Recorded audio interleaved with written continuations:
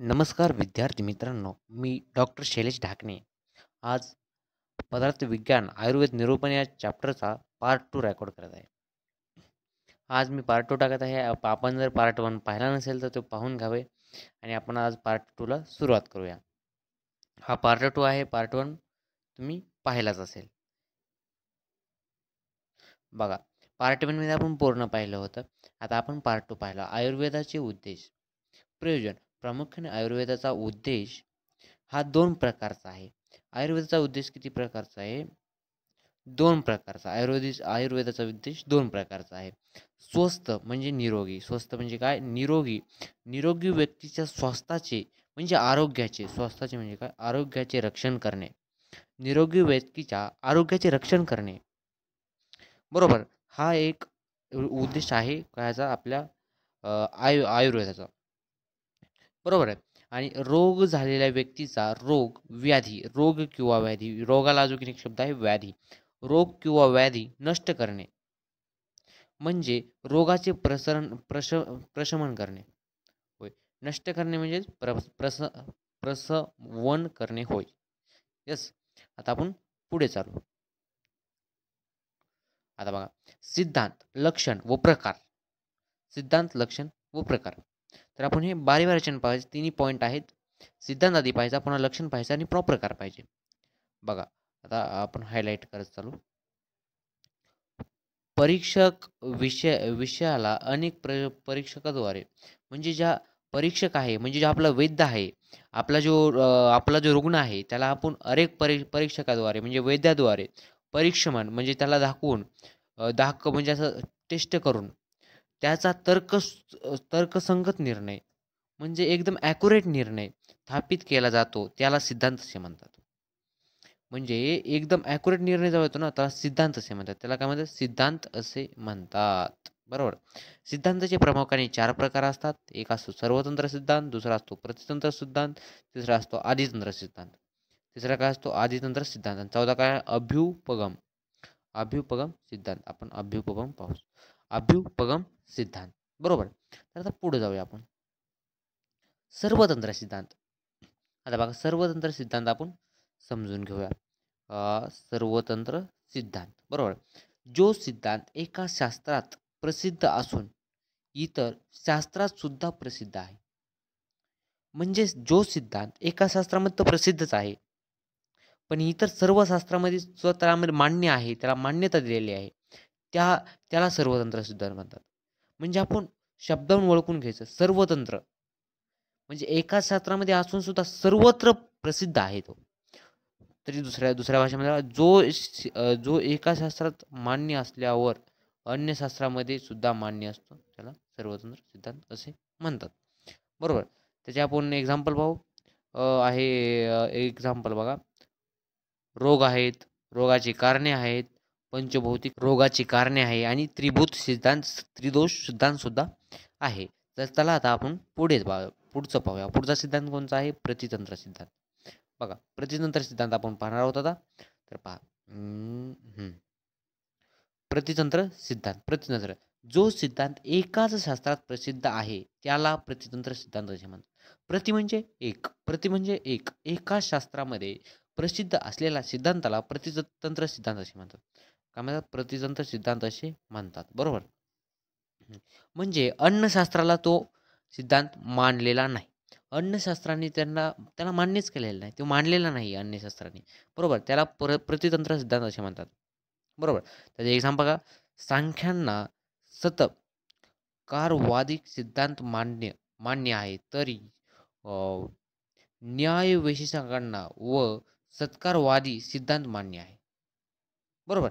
हे एक्झाम्पल आहे. आपल्याला एक्झाम्पल पाठ केल्याशिवाय म्हणजे रट्टा मारल्याशिवाय काही उपयोग नसतो. एक्झाम्पल पाठच करावं लागतं. आणि हा आपला आयुर्वेद निरूपण हा आपण आयुर्वेदाचा पोर्शन आहे, पूर्ण मराठीमधून आहे. आपल्याला काही प्रॉब्लेम येणार नाही असं वाटते मला. मी जेवढं शिकवतोय तेवढ्याच्या बाहेर जरी तुम्ही नाहीत गेला तरी तुम्ही सेमिस्टर असं इझिली क्वालिफाईड करू शकता. बरोबर. आता आपण पाहणार अधिकरण सिद्धांत. बरोबर. अधिकरण सिद्धांत. जो सिद्धांत स्वीकारल्यावर इतर न सांगितलेले सिद्धांत जो सिद्धांत स्वीकारल्यावर इतर न सांगितलेले सिद्धांत आपोआप सिद्ध होतात.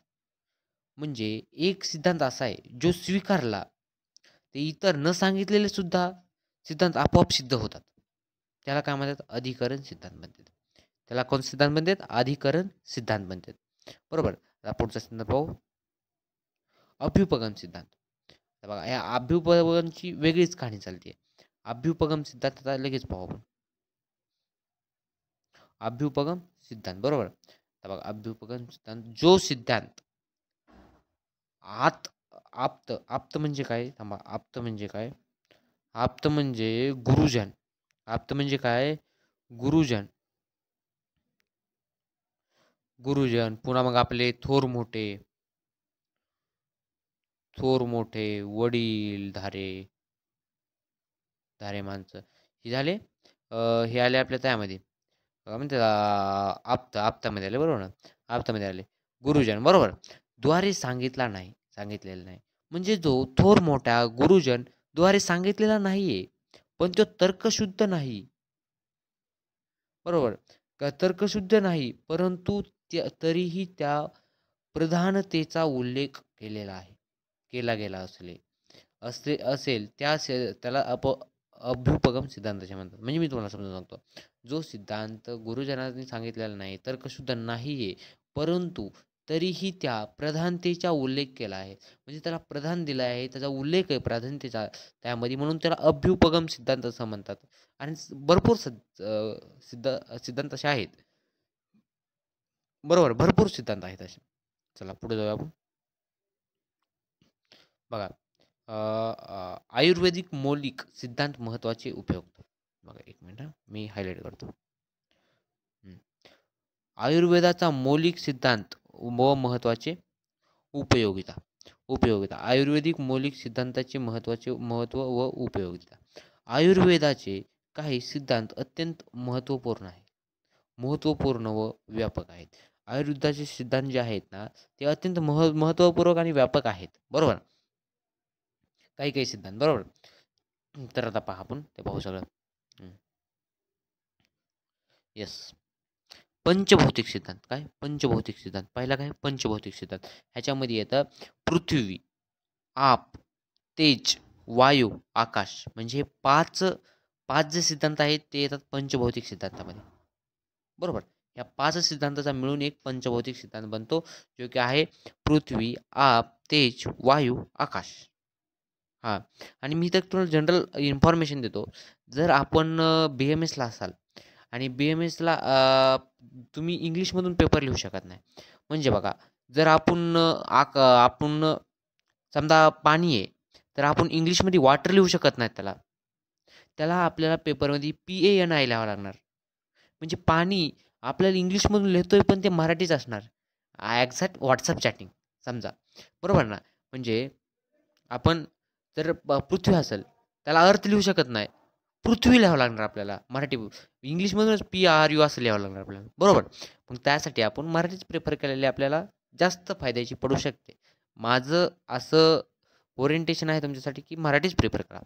त्रिदोष सिद्धांत, वात, पित्त, कफ.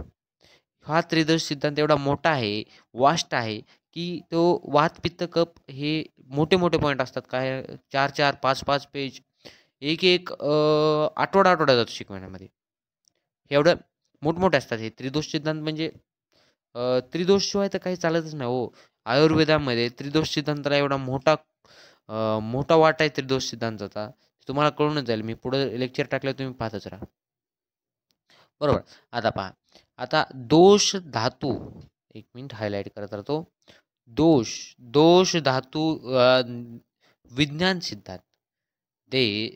दोष धातू मल विज्ञान सिद्धांत. सिद्धांताचे प्रकार काय? दोष धातू मल विज्ञान हा सिद्धांत. बरोबर. रस गुण व्यर्थ विपाक सिद्धांत. रस गुण व्यर्थ विपाक सिद्धांत हे आपले पूर्ण सिद्धांत आहेत. ह्याचं काय नाही, तुम्ही असं जर नाव जरी तुम्ही असं यात ठेवलं ते पुढे शिकायचंच आपल्याला. बरोबर. हां. आता बघा, अजून काय?